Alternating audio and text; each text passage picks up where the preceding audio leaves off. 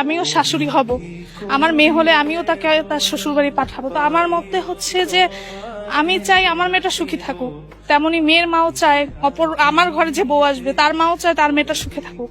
তা আমি মনে করি কি যে উভয় পক্ষেরই এটা মানিয়ে চলা উচিত, যে আমাকেও ছাড় দিতে হবে, তাকেও ছাড় দিতে হবে। এভাবে ছাড়ের মাধ্যমে সমাজটা ভালো থাকবে আমি মনে করি।